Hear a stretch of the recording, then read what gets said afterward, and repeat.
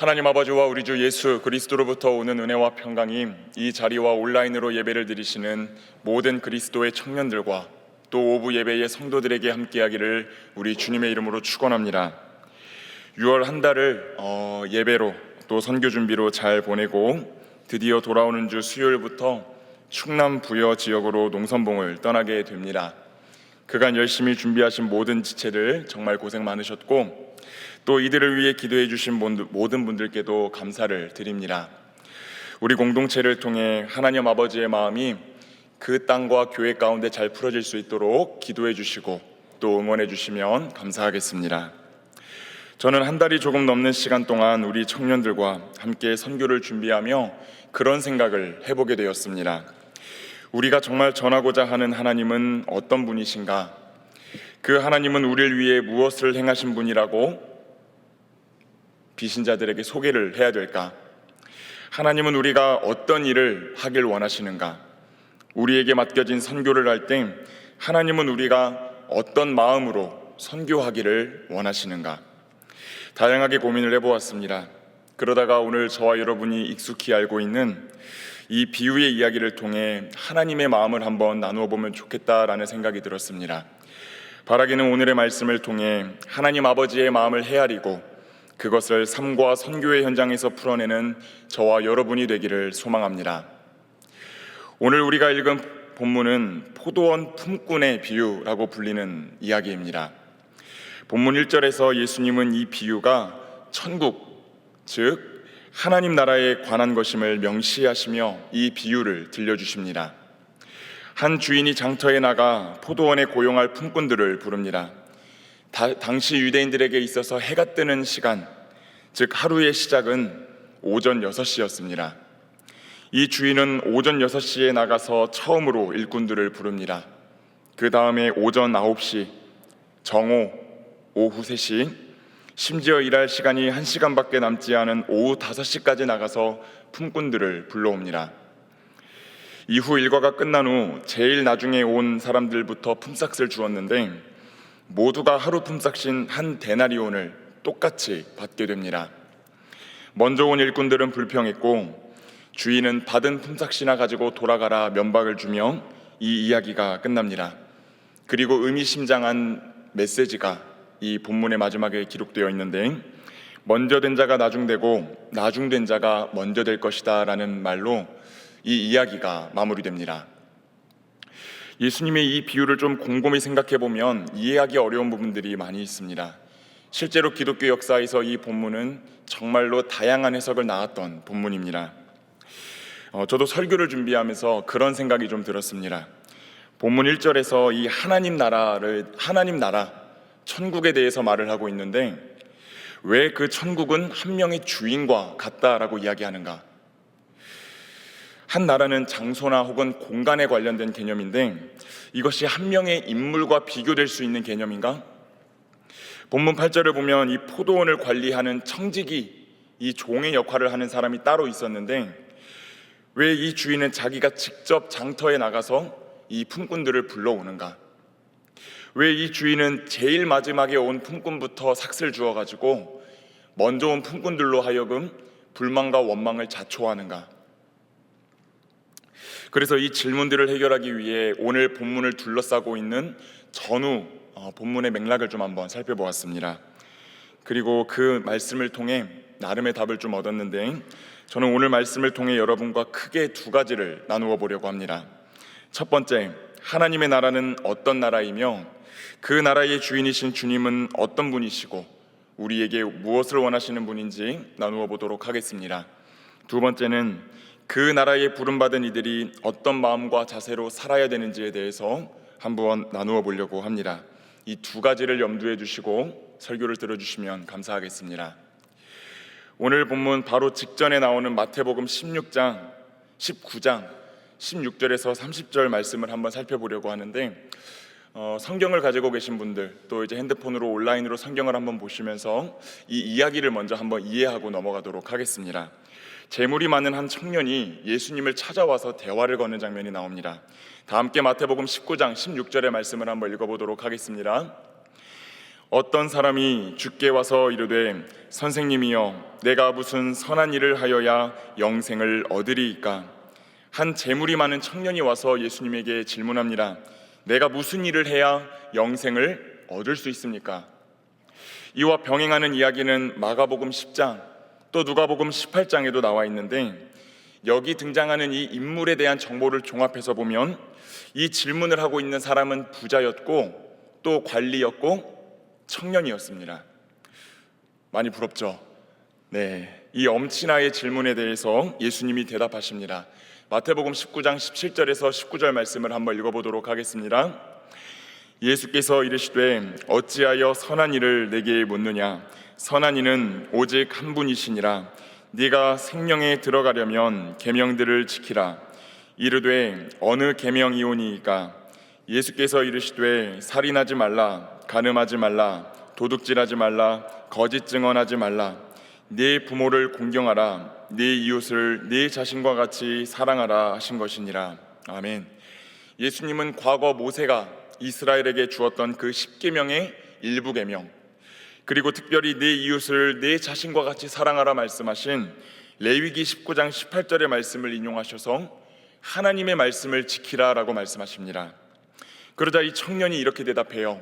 이 모든 것을 제가 이미 지켰습니다. 그런데 아직도 무엇인가가 부족하다라는 말씀입니까? 그러자 예수님은 굉장히 도발적인 과제를 하나 내주십니다. 온전하고 싶다면, 내가 온전하고 싶다면 너에게 있는 재물을 팔아 가난한 사람들에게 나누어 주고 그리고 나서 나를 따르라 라고 말씀하십니다. 이에 부자였고 관리였고 청년이었던 이 사람이 어떻게 반응했을까요? 마태복음 19장 21절 한번 함께 읽어보도록 하겠습니다. 그 청년이 재물이 많음으로 이 말씀을 듣고 근심하며 가니라. 예수님은 부자 청년에게 소유를 팔아 가난한 이들을 돌아보라고 말씀하십니다.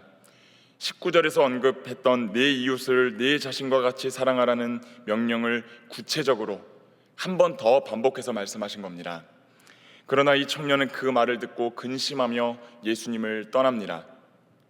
과거 유대인들은 하나님께서 올바르고 의롭게 사는 자들에게 부요함을 주신다고 생각했습니다. 이 물질적인 부를 주신다고 생각을 했습니다.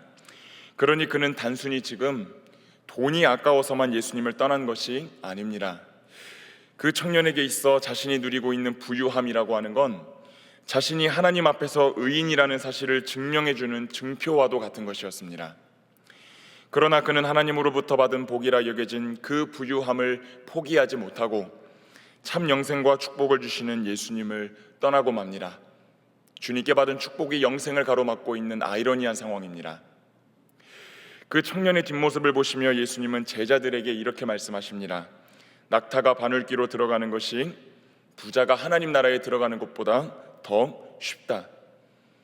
이 말을 들은 제자들이 너무나 놀라 예수님에게 이렇게 묻습니다. 그렇다면 누가 구원을 받을 수 있습니까? 그러자 예수님은 사람은 그 구원을 만들어낼 수 없지만 하나님은 가능하시다라고 대답하십니다. 이 말씀을 가만히 듣고 있던 베드로가 예수님에게 질문합니다. 마태복음 19장 27절의 말씀을 다 함께 읽어보도록 하겠습니다.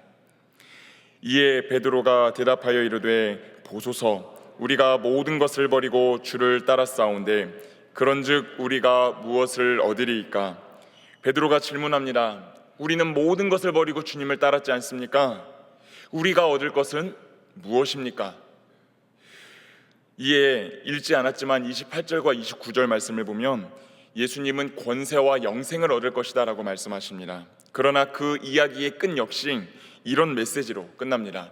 마태복음 19장 30절 말씀 한번 읽도록 하겠습니다. 그러나 먼저 된 자로서 나중되고 나중된 자로서 먼저 될 자가 많으니라. 아멘. 예수님은 하나님의 선택을 받은 선민이라 여겼던 유대인, 그 중에서도 하나님의 복을 받은 사람이라 여겼던 부자, 관리, 청년이 떠나가는 모습, 그리고 모든 것을 버리고 주를 따랐다고 자부하는 베드로와 제자들의 모습을 보여주십니다. 그 후 먼저 된 자가 나중되고 나중된 자가 먼저 될 것이다 라는 말씀으로 그 이야기를 끝맺으십니다. 여기서 우리가 주목해 볼 것은 위에 등장하는 청년과 베드로 모두 무엇을 얻는다, 무엇을 얻을까라는 생각에 매몰되어 있다라는 사실입니다. 청년은 영생을 얻으려고 했습니다. 영생은 전적으로 하나님이 주시는 것인데 이 청년은 그것을 자신의 노력 여하에 따라 받을 수 있는 것으로 보았습니다. 베드로는 모든 것을 버리고 주님을 따른 내가 주님께 얻을 것이 무엇입니까? 라고 말하며 예수님을 향해 보상을 요구하고 있다라고 하는 것을 보게 됩니다. 이 두 사람의 모습을 잘 기억하시기를 바랍니다. 그리고 나서 오늘 우리가 읽은 본문의 말씀이 이어집니다. 이 본문의 끝 역시 먼저 된 자가 나중되고 나중된 자가 먼저 된다라는 동일한 메시지로 끝나는 것을 볼 때 방금 제가 나누었던 이야기, 그리고 우리가 이제부터 살펴보게 될 포도원 품꾼의 이야기는 하나의 이야기로 간주하고 읽을 수 있을 것입니다. 그렇게 한번 통일된 이야기라 생각을 하고 말씀을 들어보시면 좋겠습니다. 오늘 본문 마태복음 20장 1절은 하나님 나라는 마치 품꾼을 얻어 포도원에 들여보내려고 이른 아침에 나간 집 주인과 같다라고 말하고 있습니다. 여기에서 당시 사람들이 포도원 하면 떠오르는 생각이 무엇이었을까요? 구약 성경에서 포도나 포도주 혹은 포도원, 이런 포도와 관련된 것들은 보통 하나님이 넘치게 부어주신 축복을 상징할 때 이 포도라는 이미지가 많이 쓰였습니다. 그러나 예수님이 사역하셨던 1세기, 21세기 대한민국이 아니라 1세기 팔레스타인에서는 이 실제로 포도원의 이미지가 마냥 긍정적으로 비춰지지만은 않았습니다. 당시 유대는 로마의 지배를 받고 있었는데 당시 유대 지역에 있는 포도원은 유대 백성들을 위한 포도원이 아니었습니다. 유대 지역에 있는 포도원은 로마의 국책 사업 중 하나로서 로마 시민들이 소비할 포도주를 만들어내는 곳이었다고 합니다. 그래서 당시 포도원의 주인들은 보통 로마가 제시하는 질서에 순종하고 머리를 조아리는 사람들에게 돌아갔습니다.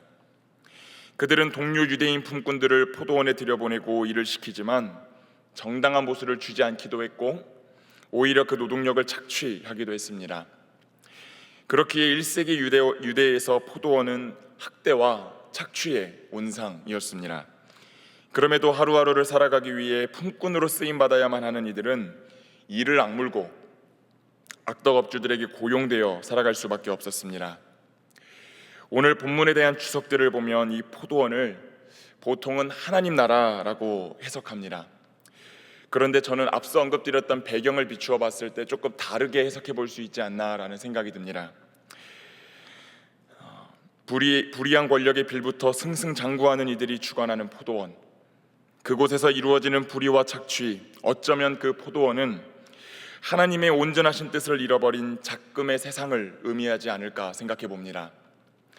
하나님의 선하신 창조로 시작된 아름다운 세상이지만 인간의 불순종으로 인한 죄와 악이 관영하여 하나님의 선함을 잃어버린 세상, 인간의 불순종으로 죄와 악이 관영하여 끊임없이 고통받는 세상, 끊임없는 불의와 착취가 이루어지고 있는 것, 하나님의 본래 뜻에서는 멀어져 버린 세상, 바로 그 세상이 이 포도원을 의미하는 것이 아닐까 생각을 해봅니다. 저는 그래서 오늘 설교에서 이 포도원을 회복되기 이전의 하나님 나라라고 표현을 해보고 싶습니다. 그래서일까요? 오늘 본문 1절 말씀에서 하나님 나라를 포도원이라는 공간에 포커스를 맞추지 않고 일꾼들을 부르기 위해 직접 움직인 주인과 같다라고 말하고 있는 것을 우리가 한번 보아야 될 것 같습니다. 즉 오늘 본문에서 말하는 하나님 나라는 포도원이라고 하는 어떤 공간 자체에 포커싱이 맞추어져 있는 것이 아니라 이 알 수 없는 주인의 이해할 수 없는 행동과 깊은 관련이 있다라고 하는 것을 우리가 주목해 보아야 될 것입니다. 이 주인은 오전 6시에 장터, 즉 인력시장에 나가서 품꾼들을 고용합니다. 우리 함께 마태복음 20장 2절의 말씀을 한번 읽어보도록 하겠습니다. 그가 하루 한 데나리온씩 품꾼들과 약속하여 포도원에 들여보내고 주인은 품꾼들을 고용하며 당시 일용직 노동자들이 받았어야 하는 한 데나리온을 약속합니다. 오늘날 우리로 봤을 땐 최저시급보다 조금 더해서 한 10만 원 정도 된다라고 생각을 해보시면 좋을 것 같습니다. 그런데 이 약속이라는 단어는 우리가 생각하는 단순한 약속이 아니라 원문으로 보면 계약을 의미합니다. 오늘날에도 근로계약서를 쓰고 일을 시작하는 것처럼 맨 처음 부름받은 이들은 아마 당시 문화에 따라서 손도장을 찍고 그 포도원에 들어갔을 가능성이 높습니다. 아무튼 맨 처음 주인에게 부름받은 이들은 내가 오늘 품꾼으로 선택받았다는 기쁨과 하루의 끝에는 정당한 보상을 받을 수 있으리란 그 안정감을 가지고 포도원에 들어가 일을 하기 시작합니다. 오늘날에도 그렇듯이 일꾼들을 구할 때는 제일 이른 시간에 적당한 인원을 한 번에 모으는 것이 상식입니다. 그러나 이 주인은 제3시, 즉 오전 9시에 한 번 더 인력시장에 나가서 품꾼들을 고용합니다. 다 함께 마태복음 20장 3절에서 4절의 말씀 한번 보도록 하겠습니다. 또 제3시에 나가보니 장터에 놀고 서 있는 사람들이 또 있는지라. 그들에게 이르되 너희도 포도원에 들어가라. 내가 너희에게 상당하게 주리라 하니 그들이 가고. 아멘. 주인은 오전 9시까지 누구에게도 품꾼으로 부름받지 못한 이들을 불러서 자신의 포도원으로 들여보냅니다. 한 가지 다른 점은요, 처음 불렀을 때는 어떻게 약속을 했습니까? 계약을 했습니다. 그런데 오전 9시에 사람들에게는 일한 후 받게 될 삭세에 대해서 구두로만 약속을 합니다. 이때 상당하게 주겠다라는 말에서 이 상당하게라는 말이 헬라어로 디카이오스라는 말인데 정당하게 주겠다라는 뜻입니다. 정당하게. 일한 만큼은 섭섭하지 않게 챙겨주겠다라는 뜻입니다. 이후 주인은 제6시인 정오, 제9시인 오후 3시에 2번 더 나가서 그때까지도 쓰임받지 못한 품꾼들을 불러다가 구두로 삭슬 약속하고 포도원으로 들여보냅니다. 시간은 흘러 어느덧 제11시, 즉 오후 5시가 되었습니다. 이제 일을 끝나는 시간까지는 1시간밖에 남지 않았습니다. 그런데 이 이상한 주인은 한 번 더 장터로 나갑니다. 그런데 그때까지 누구에게도 쓰임받지 못한 이들이 길거리를 서성거리고 있습니다. 마태복음 20장 6절에서 7절의 말씀을 한번 읽어보도록 하겠습니다. 마태복음 20장 6절에서 7절입니다. 제11시에도 나가보니 서 있는 사람들이 또 있는지라. 이르되 너희는 어찌하여 종일토록 놀고 여기 서 있느냐. 이르되 우리를 품꾼으로 쓰는 이가 없음이니이다. 이르되 너희도 포도원에 들어가라 하니라. 아멘. 여러분, 이 오후 5시까지 쓰임받지 못한 사람들은 왜 쓰임받지 못했을까요? 아마 작은 일 하나 맡기기에도 부담스러울 정도로 형편없는 모습을 하고 있던 사람들이 아닐까라는 생각을 해봅니다. 포도원 주인들 입장에서 볼 때 자신의 포도원으로 데려가 봤자 아무 일도 하지 못할 것처럼 비실해 보이는 이들, 어디에도 쓸모없어서 데려가는 게 더 일일 것 같은 초라한 몰골을 하고 있는 사람들이 아마도 오후 5시의 사람들이었을 거다라는 것입니다. 왜 이곳에서 서성거리는지를 묻는 주인에게 이 5시의 사람들이 대답합니다. 우리를 쓰는 사람이 없습니다. 주인은 이들에게도 포도원으로 들어가라고 말합니다. 또 여기에서 한 가지 눈여겨볼 것은 제일 마지막에 부른 이들에게는 어떤 보수도 약속되어 있나요? 아니면 약속되어 있지 않나요? 약속되어 있지 않다라는 것입니다. 그저 너희도 포도원에 들어가라 라고만 말합니다. 아마 이들은 일할 수 있는 시간이 1시간밖에 남지 않았지만 열심히 최선을 다해 일한다면 이 주인이 입에 풀칠이라도 할 수 있는 적은 돈이라도 쥐어주지 않을까라는 신락 같은 희망을 품고 그 포도원에 들어가서 최선을 다해 일했을 것 같습니다. 이제 하루 일과가 끝났습니다. 포도원 주인이 청지기를 불러서 임금을 주는데 엉뚱한 지시를 합니다. 나중 온 자들로부터 시작하여 먼저 온 자까지 삭슬 주어라. 그래서 오후 5시에 사람들이 먼저 삭슬을 받게 됩니다. 그런데 얼마를 받았습니까? 한 데나리온을 받았습니다. 그 광경을 포도원에 먼저 온 사람들이 지켜보면서 생각합니다. 우리는 저 사람들보다는 더 많이 받겠구나. 아마 늦게 온 순서대로 줄을 섰기 때문에 이 오후 5시에 사람들이 삭슬을 받는 것을 3시에 온 사람도 보고, 정오에 온 사람도 보고, 오전 9시에 왔던 사람도 보고, 오전 6시에 제일 처음에 왔던 사람들도 보았을 것입니다. 그런데 삭슬을 다 받고 나니까 모두가 얼마를 받았습니까? 한 데나리온을 동일하게 받았습니다. 일찍 온 사람들의 불평과 원망이 터져나오기 시작합니다. 저 별 볼 일 없는 사람들이 1시간이라고 한 데나리온을 받았는데 더 많이 수고한 우리를 저 비천한 사람들과 똑같이 대우하시다니 이게 말이 됩니까? 그러자 주인이 대답합니다. 마태복음 20장 13절에서 16절 말씀을 세 번역으로 한번 읽어보도록 하겠습니다. 그러자 주인이 그들 가운데 한 사람에게 말하기를, 이보시오, 나는 당신을 부당하게 대한 것이 아니오. 당신은 나와 한 데나리온으로 합의하지 않았소. 당신의 품삯이나 받아가지고 돌아가시오. 당신에게 주는 것과 꼭 같이 마지막 사람에게 주는 것이 내 뜻이오. 내 것을 가지고 내 뜻대로 할 수 없다는 말이오. 내가 후하기 때문에 그것이 당신 눈에 거슬리오 하였다. 이와 같이 꼴찌들이 첫째가 되고 첫째들이 꼴찌가 될 것이다. 아멘. 여러분, 이 주인의 처사가 참 이상하지 않습니까? 그냥 제일 먼저 온 사람들부터 차례대로 불러서 삭슬 주고 돌려보내고 그 다음 타임에 온 사람들을 불러서 삭슬을 주었다면 어느 한 사람도 불평불만하지 않고 감사와 기쁨을 가지고 자신의 집으로 돌아갈 수 있었을 것입니다. 그렇다면 포도원 주인이 한사코 이렇게 행한 이유는 무엇이겠습니까? 저는 그 이유가 딱 한 가지밖에 없다라고 생각합니다. 보여주고 싶었던 것입니다. 무엇을 보여주고 싶었을까요? 이 포도원 주인은 불의와 탐욕, 착취의 온상이라 여겨진 포도원을 타락한 세상의 질서와는 완전히 다른 방식으로 경영해야 된다는 걸 몸소 보여주고 싶었던 것입니다. 그리고 그걸 보여주고 부름받았던 품꾼들이 이 포도원 주인의 성품과 삶의 방식을 본받아서 그들이 마주할 세상을 바꾸어 가기를 원했기 때문입니다. 앞서 말씀드렸던 포도원은 원래 축복을 상징합니다. 더 나아가 하나님의 선한 의도대로 창조된 이 세상을 의미합니다. 그러나 죄로 인해 주님과 멀어지며 그 축복의 많은 부분이 상실되었고 서로를 향한 폭력과 압제, 이기심과 탐욕이 가득한 곳이 되어버리고 말았습니다.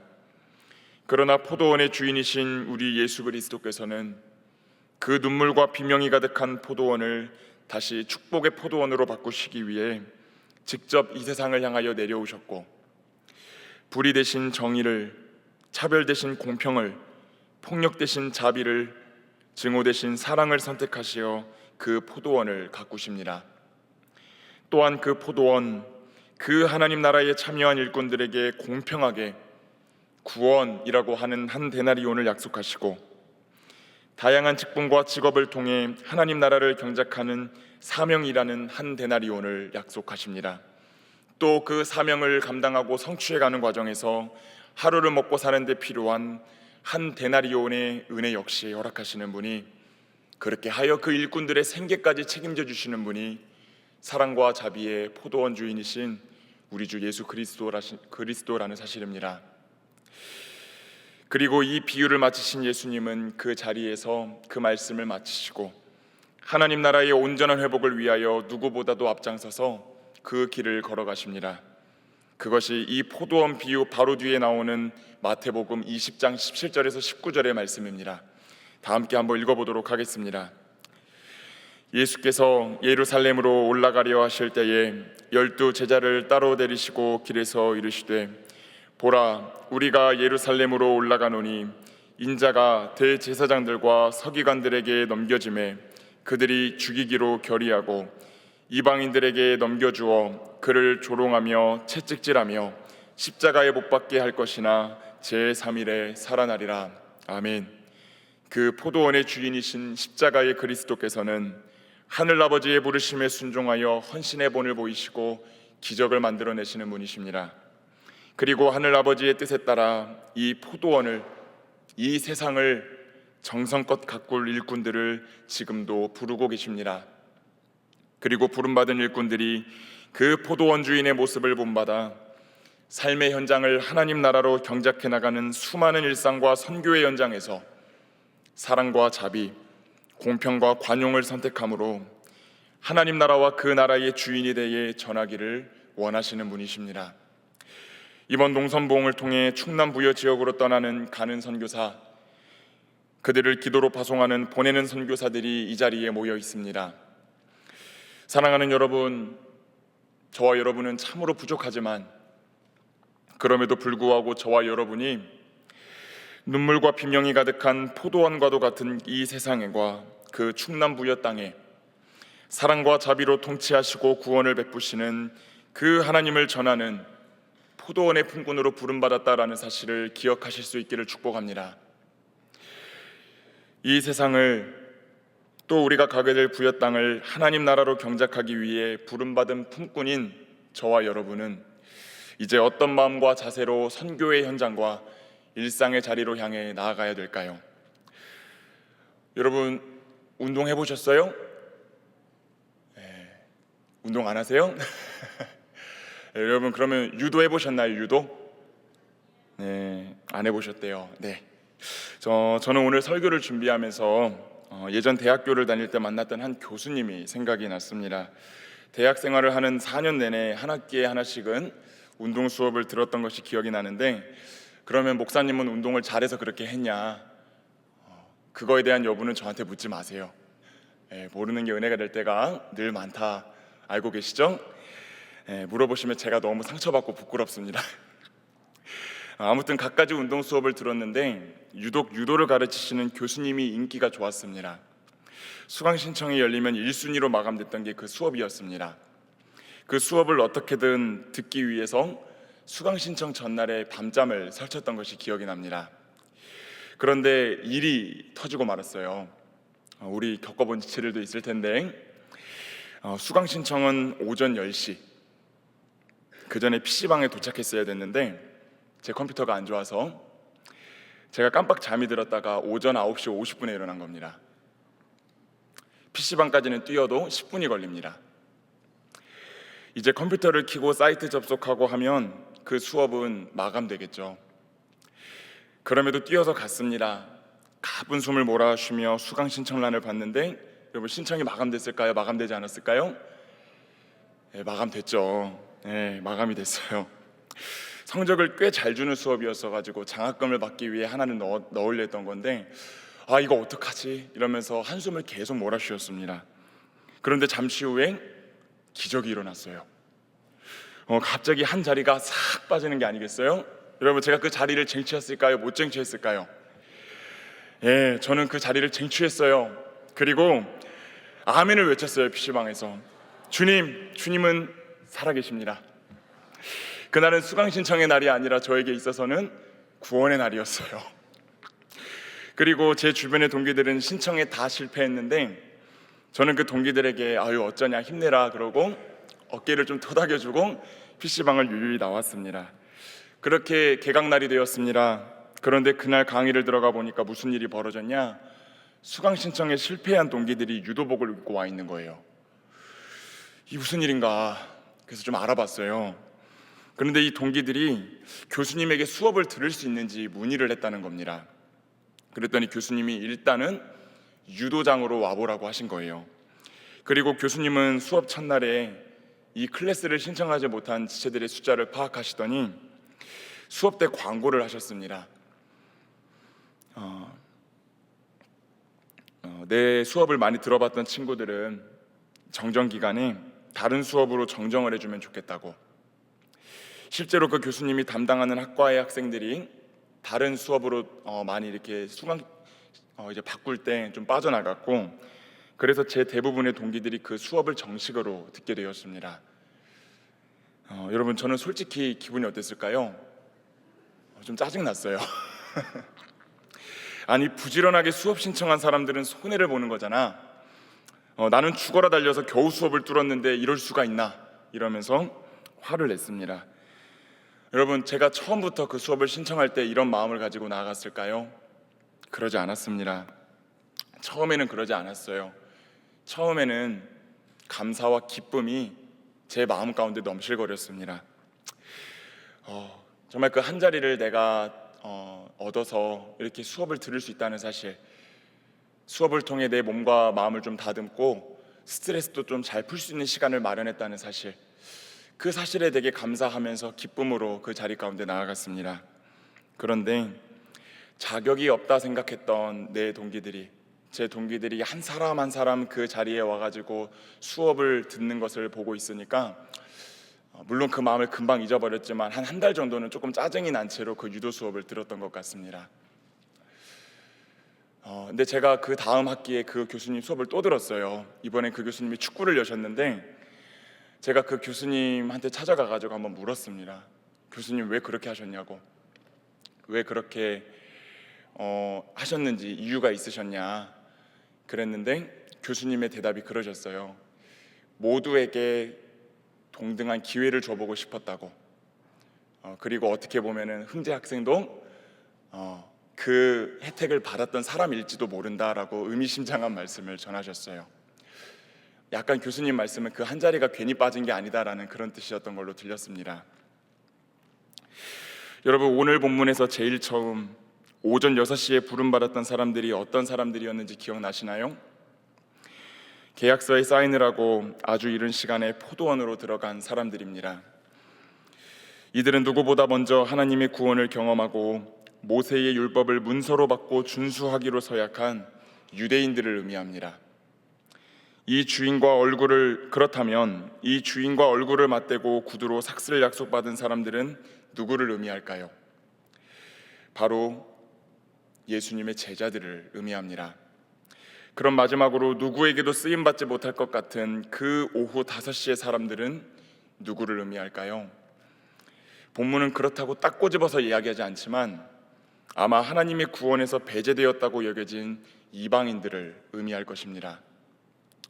유대인, 예수님의 제자들, 즉 그리스도인, 이방인, 이 세 집단 모두 하나님의 부르심을 따라 구원을 약속받고 하나님 나라를 경작하는 사명을 받게 됩니다.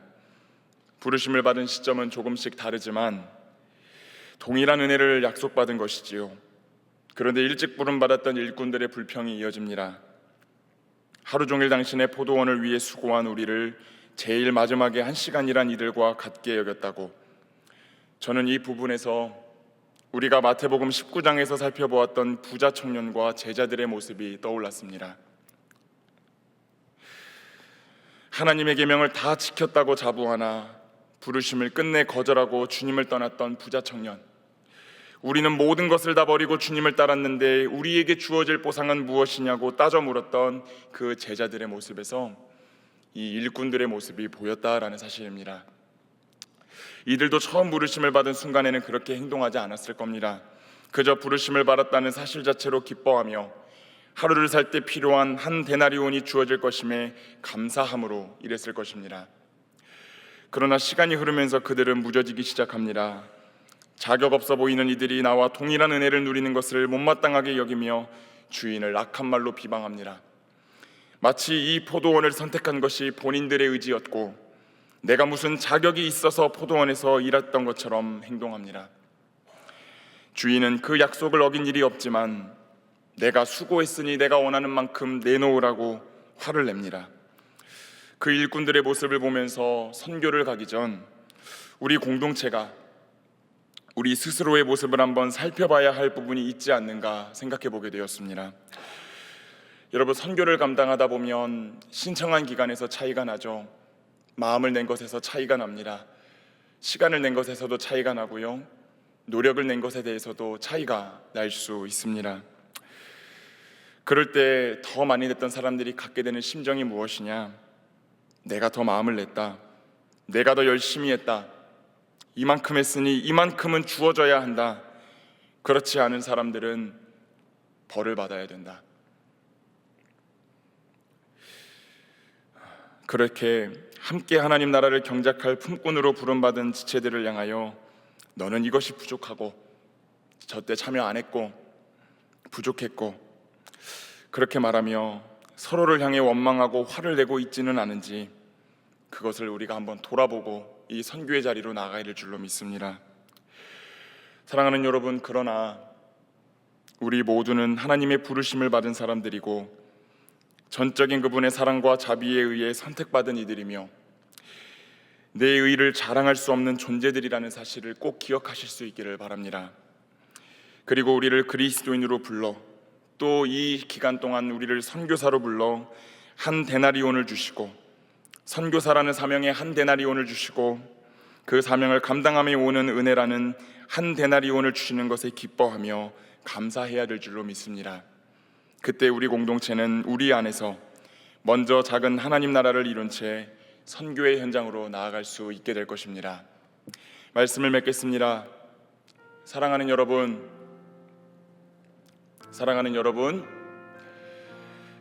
한 가지 여쭤보고 싶습니다. 여러분 몇 시에 오셨나요? 여러분 몇 시에 부름받은 일꾼이신가요? 여기에는 신앙생활을 오래 하신 분들도 계시고 섬김의 자리를 오래 감당하신 분들도 계시고 선교 현장에서 누구보다도 헌신하며 마음을 내신 분들도 많이 계실 것입니다. 얼마나 귀한 분들인지 몰라요. 그러나 사랑하는 여러분, 저를 좀 용서하고 들어주십시오. 만약에 오늘 우리가 그리스도인이 되고 무언가를 내가 선택한 것이고 그래서 내가 일한 만큼 받아야 되고 그렇지 않은 사람은 그 보상을 받지 말아야 된다라고 하나님 앞에 감히 주장한다면 용서하고 들으십시오. 그렇게 말하는 누군가의 삶 가운데는 그 은혜라는 단어가 끼어 들어갈 틈이 없을 것입니다. 내가 포도원을 선택했고 내가 했고 내가 원하는 만큼 받아야 된다라고 말하는 그 사람들에게 있어서 어떻게 주님이 우리를 부르셔서 이 자리에 세워주셨고 한 데나리온의 은혜를 주신다라고 고백할 수 있는 그것이 어떻게 가능하겠습니까? 그러나 우리가 오후 5시에 부름받은 사람의 마음으로 살아간다면 우리에게 주어진 구원의 은혜가 큰 은혜로 다가오고 내게 사명이 주어졌다는 사실이 은혜로 다가오며 그 사명을 감당함을 통해 부어지는 일용할 양식과 하루의 은혜가 주어졌다는 사실에 우리는 정말로 감사하며 나아갈 수 있게 될 줄로 믿습니다. 저는 오후 5시에 부름받은 사람이 이 삭슬 받은 다음에 어떻게 행동했을까 생각을 해보았습니다. 아마 이렇게 행동했을 것 같아요. 장터에 나가서 아마 내가 오늘 만난 그 이상한 주인의 이야기를 전했을 것 같습니다. 내가 오늘 여타 다른 포도원 주인과 다른 좀 이상한 포도원 주인을 만났다고 1시간밖에 남지 않은 시간에 나를 불러서 일을 시키더니 그 하루를 살아갈 수 있도록 한 데나리온을 주었다고 내가 그 돈을 가지고 지금 이 고기와 양식을 사서 내 가족에게 돌아간다고 내가 만났던 참 이상하지만 좋은 그 포도원 주인 당신도 한번 만나보라고. 이렇듯 오후 5시에 사람들은 짧은 시간이지만 부르심 자체에 감격하고 나에게 주신 한 데나리온의 은혜에 감사하며 그 은혜와 감격을 널리 전하는 사람입니다. 오늘 이 말씀을 기억하시고 그 은혜를 간직한 채 기쁨과 감사로 선교의 현장으로 나아가시는 모든 오후 5시의 청년들과 또 모든 오부 예배의 성도님들이 되시기를 우리 주님의 이름으로 축원합니다. 기도하겠습니다. 사랑과 자비가 충만하신 아버지 하나님 감사드립니다. 하나님, 우리가 하나님 나라라는 포도원을 경작하기 위해 부름받은 그 주님의 품꾼들인 줄로 믿습니다. 주님이 그 포도원을 경영하는 방식이 때로는 이해가 안 되고 그것이 답답하고 마음에 안 들 때도 우리에게 찾아옵니다. 그러나 사랑과 관용과 자비를 선택하셔서 그 포도원을 가꾸시는 포도원의 주인이 우리 주 예수 그리스도이심을 기억하고 우리도 일상과 선교의 현장에서 사랑과 자비를 선택하여 삶의 현장과 선교의 현장을 감당할 수 있도록 인도하여 주시옵소서. 부름받은 사실에 기뻐하고 감사하며 선교의 자리로 나아가는 오후 5시의 사람들로 살아갈 수 있도록 하나님 함께하여 주시옵소서. 감사를 드리며 사랑이 많으신 예수 그리스도의 이름으로 기도합니다. 아멘.